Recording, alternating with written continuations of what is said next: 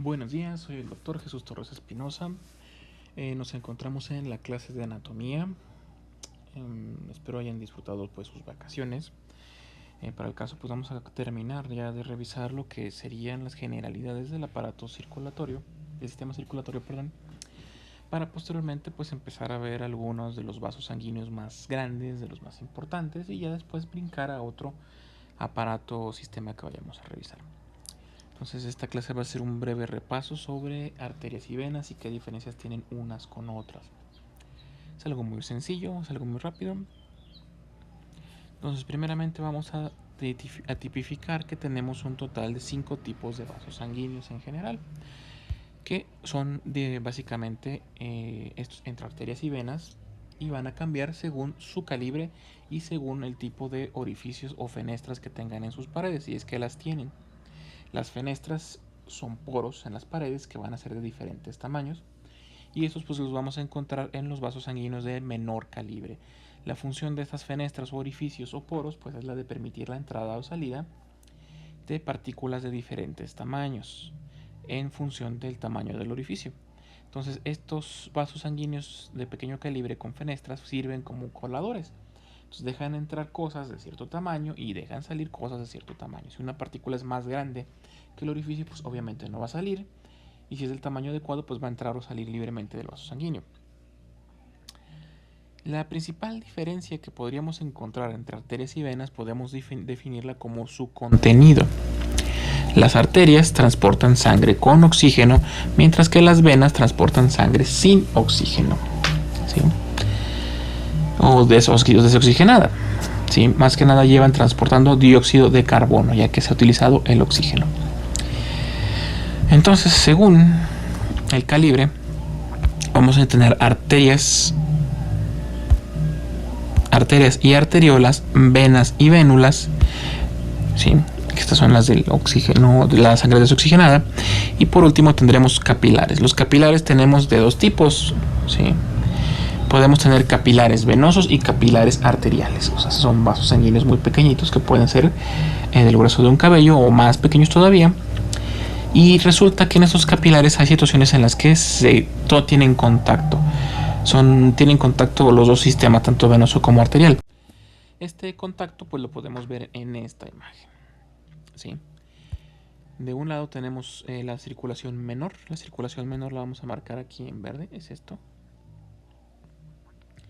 De aurícula derecha a aurícula izquierda, pasando por los pulmones. Aquí hay una situación que es lo que quiero explicar de por qué los capilares hay capilares de dos tipos y un capilar como que universal donde pasan ambas. ¿Sí? En esta imagen lo que observamos es un lecho capilar donde se encuentra la pequeña circulación, donde pues los capilares venosos tienen contacto directamente con los capilares arteriales, están conectados. Sí, pero pues las cantidades de sangre que pasan de un lado a otro son tan pequeñas que no alteran en nada la sangre que se encuentra del otro lado. En este caso, como es la circulación menor va en dirección de lo venoso a lo arterial. En cambio, en la circulación mayor va a ir al revés, de lo arterial a lo venoso. Esa sería la dirección que va a seguir, ¿sí?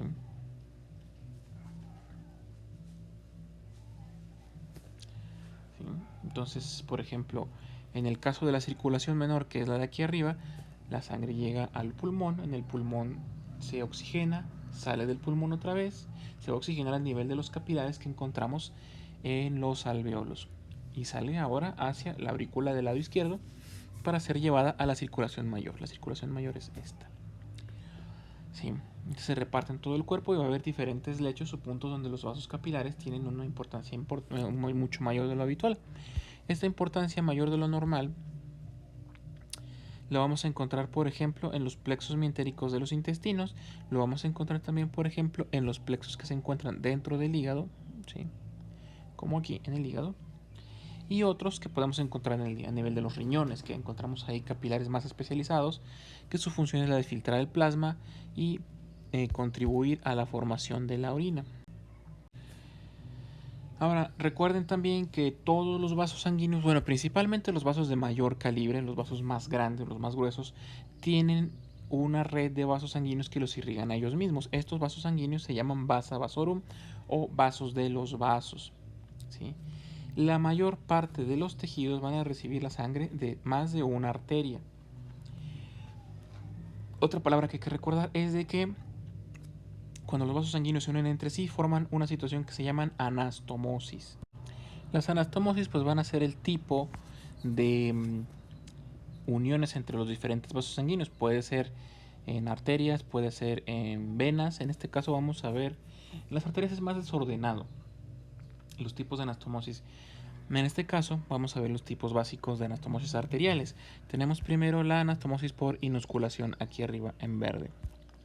En la anastomosis por inusculación tenemos dos vasos sanguíneos, ¿sí? Esta imagen, por si lo preguntan, es sacada del Quirós, de su libro de anatomía. Entonces tenemos dos vasos sanguíneos, uno de un lado y uno del otro, que se unen en forma de arco. Y de ese arco nacen las ramas colaterales, ¿sí? Recuerden que las arterias pues, van a ser vasos divergentes. Luego tenemos esta, que es una anastomosis que se llama anastomosis por vaso aberrante o vas aberrans, en la cual tenemos un vaso principal, ¿sí? Que da en un principio una rama. En este caso lo vamos a poner en una rama. Posteriormente, esta arteria nos va a dar dos ramas terminales, sus dos ramas terminales, pero resulta que con una de esas ramas terminales se va a unir otra de sus ramas colaterales que dio en un principio. ¿Sí? Esto se llama en vaso aberrante. Es una arteria, da una rama colateral que se va a unir con una de sus ramas terminales. Luego tenemos esta, que es una anastomosis longitudinal, esta es muy sencilla de recordar. Es un vaso sanguíneo que trae una trayectoria, se divide en dos y luego esas dos ramas se vuelven a sumar para formar otro vaso sanguíneo. Esta es la longitudinal. Luego tenemos la de convergencia. Esta es muy particular, puede haber en arterias, pero es más común que la veamos en venas. Tenemos dos vasos sanguíneos que siguen una dirección y se unen o se suman para formar un tercer vaso.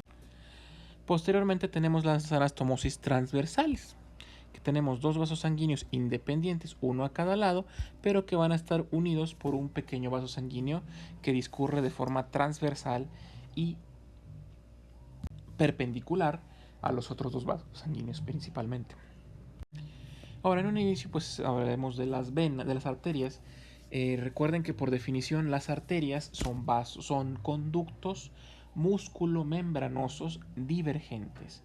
O sea, músculo-membranosos quiere decir que están formados por membranas y tejido muscular, tejido conectivo y tejido muscular. Divergentes que pues se van a ir dividiendo, van a ir de un calibre mayor a un calibre menor conforme vayan avanzando en el organismo. Y las venas son vasos o conductos músculo-membranosos convergentes. Quiere decir que conforme vayan avanzando de su punto de origen, se van a ir sumando para formar vasos sanguíneos de mayor calibre. Primeramente, las arterias y venas tienen las tres mismas capas. Las arterias tienen tres túnicas o capas, una túnica interna, una túnica media y una túnica externa.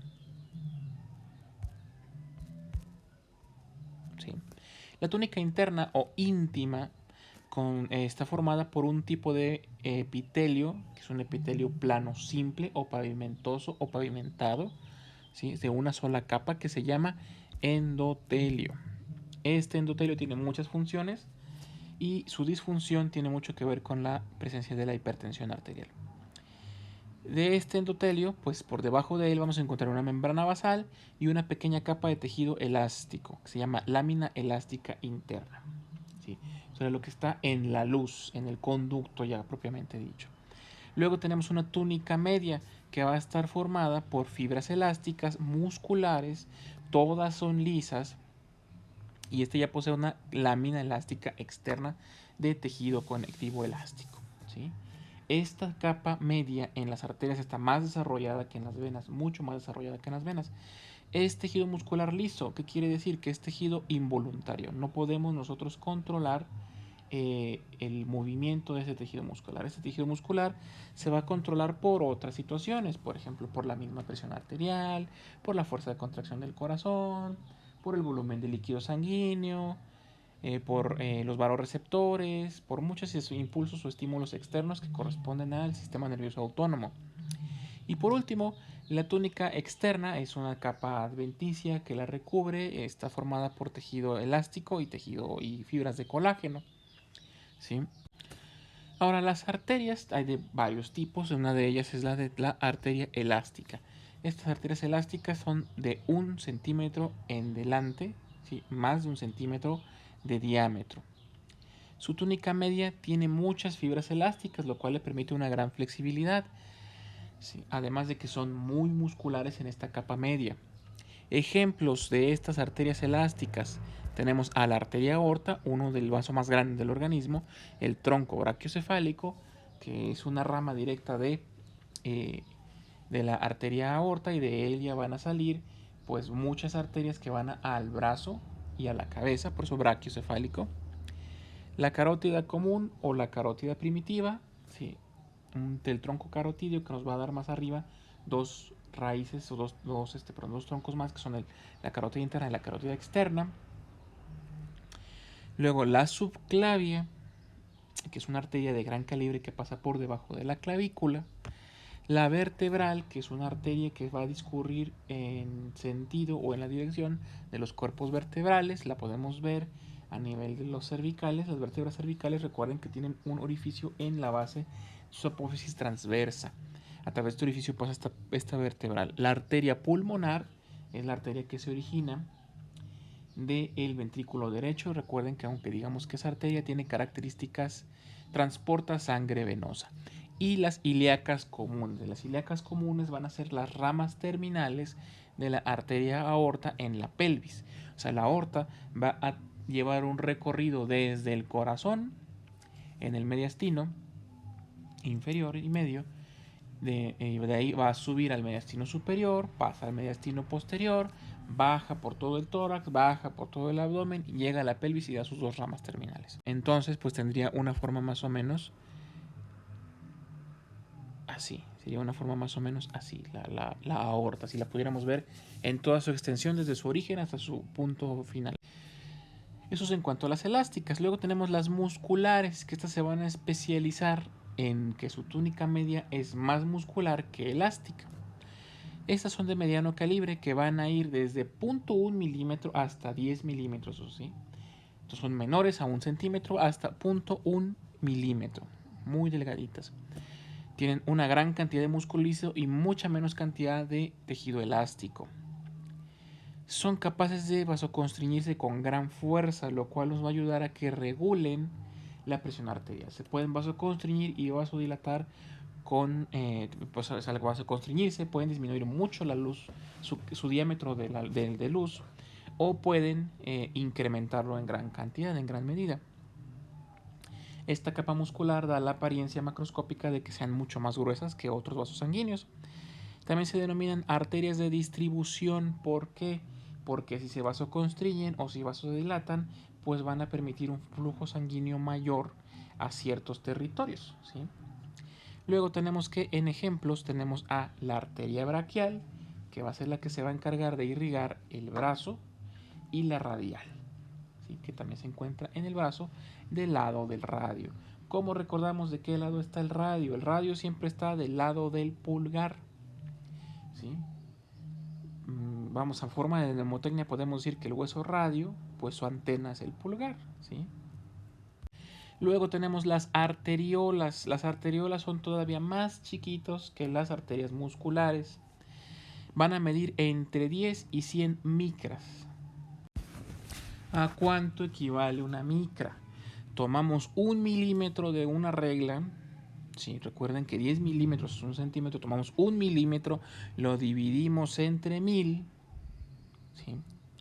Y cada uno es una micra, ¿sí? Entonces, una arteriola va a medir un 10% de lo que mide 1 milímetro, ¿sí? Estos llevan la sangre a los capilares, que son todavía más pequeñitos, ¿sí? Se les conoce como vasos de resistencia. ¿Por qué? Porque por su diámetro ponen mucha oposición a el flujo sanguíneo y son los responsables de darnos la presión arterial, ¿sí? y darnos otros parámetros que verán en fisiología cuando vean, por ejemplo, la postcarga. La postcarga es un fenómeno de todas las fuerzas que se oponen al corazón al momento de que éste late para sacar la sangre al exterior. Luego tenemos los vasos capilares. Los capilares miden menos de 10 micras todavía. Sí, pueden medir hasta 4 micras, o sea, es una cantidad de tamaño muy pequeña. Entonces hay muchos capilares, son muy pequeñitos.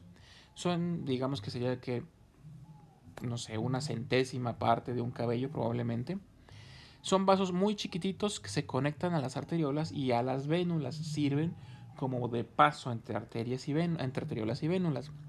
Miden de 4 a 10 micras y junto con las vénulas van a constituirnos la microcirculación, que es básicamente ya el punto donde de verdad el sistema circulatorio ya está conectado con las células microscópicas que integran cada uno de los tejidos. Es el punto más pequeño que puede haber dentro del sistema circulatorio.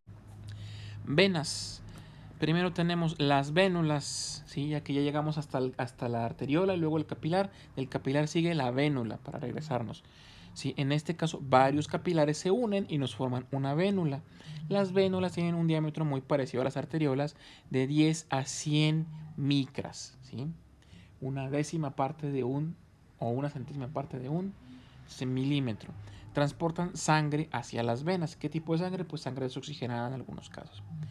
Tienen una túnica interna que sí está hecha de endotelio, una túnica media que es más elástica que muscular en todo caso, y después tendríamos que las vénulas de mayor tamaño sí tienen túnica externa y las más pequeñas pues no.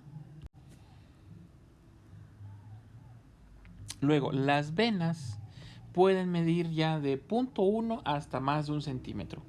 A diferencia de las arterias, pues no tenemos que si arterias elásticas y que no elásticas. Aquí todas las venas son muy elásticas. Se pueden dilatar mucho y pueden guardar grandes cantidades de sangre. Por eso también se les conoce como vasos de capacitancia. Tiene una capa interna que está hecha de endotelio, una capa media que tiene muy poquito músculo liso, pero sí muchas fibras elásticas, y una túnica externa que es mucho más gruesa y fibrosa, ¿sí? Con grandes cantidades de colágeno. No tienen láminas ni interna ni externa como las arterias y en medio tienen válvulas. ¿Sí? Esto es el interior de una vena. Tendría unas válvulas que se llaman válvulas en nido de golondrina, que su función es evitar el reflujo de la sangre. Cuando estas válvulas fallan tenemos lo que es la insuficiencia venosa, que nos genera las varices, como por ejemplo vemos en las piernas. Estas venas pueden formarnos unas estructuras que se llaman senos venosos, que son venas de una pared endotelial muy fina, sin nada de músculo liso, y el tejido conectivo alrededor es el que les da soporte. Son capaces de guardar grandes cantidades, de tenderse hasta guardar grandes cantidades de sangre. ¿Sí? Esto sería todo lo que tendríamos que haber repasado. Hasta aquí concluiríamos la clase de hoy. En la próxima clase lo que vamos a hacer es ya empezar a ver ahora el sistema arterial y los principales vasos que van a ir naciendo desde la aorta hasta sus últimas consecuencias, donde se conecte con los capilares y llegue a las venas. Las venas es más sencillo de revisar, nada más que son de ver las más grandes, aunque hay que recordar que siempre va a haber más arterias que venas, en número siempre hay más. Por cada arteria principal que nosotros digamos va a haber 2 venas satélites que la van a seguir, que van a llevar su nombre. Pero puede haber incontable cantidad de venas alrededor. ¿Sí? Es indefinible la cantidad de venas que pueden existir, porque pues para llevar de regreso la sangre de los pies al corazón, pues se requieren una gran cantidad de venas para poder suplir el trabajo que hace una arteria. Entonces hasta aquí terminamos la clase y nos vemos en la siguiente.